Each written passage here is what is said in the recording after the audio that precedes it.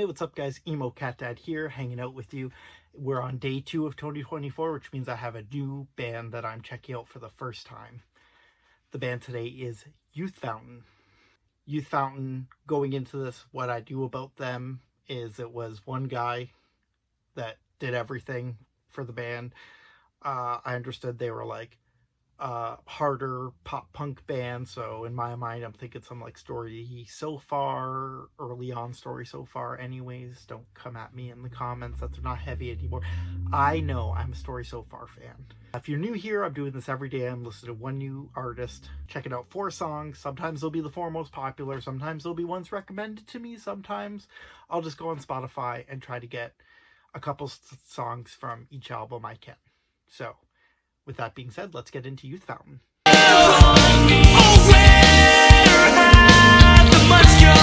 So I started off with Rose-Colored Glass from Letter to Our Former Selves, which was Youth Fountain's debut album back in 2019. And my first thought right away was, there's no way that this is one dude doing everything. So I looked into it and I was right. It definitely was not one dude. It's 2 guys.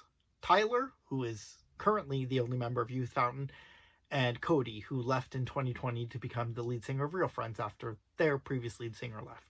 That makes sense. But now that I know that, it's kind of weird to me that Real Friends would pick this guy, because this kind of sounds more like a Knuckle Puck song than a Real Friends song. But I guess both bands are tight with each other, so I suppose that makes it okay. Production-wise, honestly, it sounded rough, which, I mean, isn't uncommon for a debut, but I was a little surprised because they were already signed to Pure Noise at this time, so you'd think they'd give them some sort of a budget or a good producer to work with at the very least. So I didn't love that. Next up, I listened to Century off the album Keepsakes and Reminders.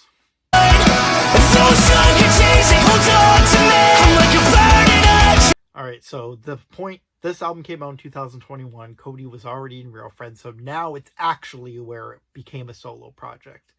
And honestly, Tyler, on this song anyways, sounds like it could be a Real Friends song. So maybe Real Friends grabbed the wrong vocalist? I don't know. Just kidding. Cody's killing it. Happy to see him. He's very entertaining live. Sounds great. It's on the EP. The lyric in this track, specifically during the verses, is so strong. I was very surprised that no one has told me to check this band out for their lyricism alone. That being said, the music is still great. And the key transition at the end, the key transition, not like a key transition, keys transition, at the end is very strong.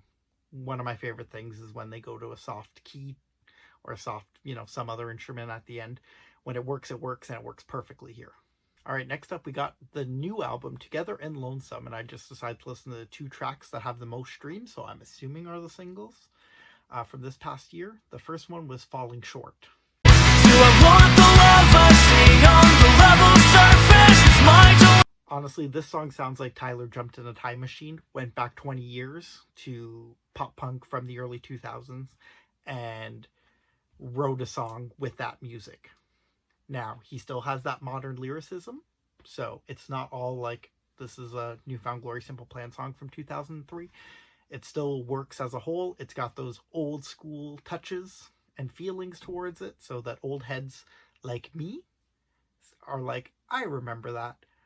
But the lyrics are still very modern, like, Fall Out Boy introduced in, the mid-2000s, and it's kind of been running through emo since then. But the one thing that's negative I will say about this is the bridge is kind of boring to me. Now, a good bridge could save a song for me, or it could elevate a song to unseen heights. And unfortunately, it doesn't do it for me here. Now, the next song, Roses in My Backpack, the bridge is insane. But that's near the end of the song, so I guess I should start with the beginning. Ever get that funny feeling that you'll die alone someday? This is a perfect example of what I call upsad. Now, upsad music is very upbeat music that if you're just listening to the music, you'd be having a grand old time. But when you listen to lyrics, yeah, you're getting sad. I need to read you this line from the chorus. It's devastating. Nothing could help me free, but the thought to hang myself from the highest tree. Damn, dude. Alright, so let's rank these tracks. So, number 1, I'll go Century. It's a tough call. Century just has everything I look for in a pop punk song. Number 2, which technically is more like a 1B, is Roses in My Backpack. Still a super strong song. The bridge, insane. Lyrics so dark. The music so upbeat. Still a very, very good song. Number 3, I guess we'll go with Fallen Short. So it's like a coin flip. I enjoy all these songs to a degree. Obviously, none of them are perfect, but there's enough there that makes it listenable. Which puts, of course, at number 4, Rose Colored Glass. So, day 2, we get our first band that I'm super into, Youth Fountain. Can't wait to check them out in the future. Sorry I didn't get to them before, but, you know, mistakes were made, and that mistake has been fixed because they're squarely in my sights now. Thanks so much for checking out this video. I'm hoping to keep up with these, do them daily, creating a backlog now. We'll see how long I could go and if I keep up with it, but hopefully you guys stick around for the ride. As always, hit the comments below. Let me know what you think of Youth Fountain. Give me some bands to check out. I'm creating a list. I gotta check out 365 new bands, so I need your help. I need your help with one more thing too. I need you to cut my wrists and hit subscribe. Emo Cat Dad out. Peace.